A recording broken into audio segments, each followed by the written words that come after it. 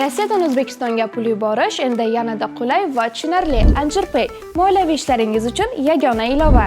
Rossiyadagi bank kartalaridan Humo, Uzkart va Visa kartalariga pul o'tkazmalari, shuningdek naqd pul yuborish xizmati ham mavjud. Kommunal xizmatlar, internet, TV, jarimalar, soliq va kredit to'lovlari 24/7 qo'llab-quvvatlash xizmati. Anjirpay Rossiyadan O'zbekistonga qulay pul o'tkazmalari. Ilovani barcha platformalardan yuklab oling.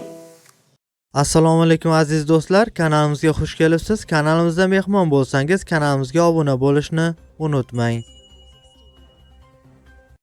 O'zbekiston Respublikasi Markaziy bank tomonidan belgilangan xorijiy valyutalarni O'zbek so'miga nisbatan 9-fevral kuni uchun amal qiladigan qiymatini e'lon qildi. Unga ko'ra dollarning rasmiy kursi 23 so'mga ko'tarilib, 1 AQSh dollari 12.303 so'm tashkil etdi. Bundan ko'rinadiki, 100 AQSh dollari 1.230.316 so'mga teng bo'ldi.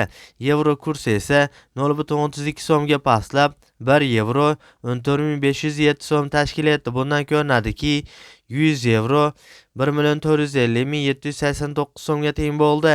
Rossiya rubl kursi esa 0.51 so'mga ko'tarilib, 1 Rossiya rubli 159 so'm tashkil etdi. Bundan ko'rinadiki, 1000 Rossiya rubli 159.760 so'mga teng bo'ldi. Qozoq tangasi esa 0.2 so'mga ko'tarilib, 1 qozoq tangasi 24 so'm tashkil etdi. Bundan ko'rinadiki, 1000 qozoq tangasi 24.850 so'mga teng bo'ldi. Eslatib o'tamiz, har kunlik dollar, yevro, rubl hamda qozoq tanga kurslarini kuzatib borishni istasangiz, kanalimizga obuna bo'lib, qo'ng'iroqcha tugmachasini bosib qo'yishni unutmang. E'tiboringiz uchun kattakon rahmat.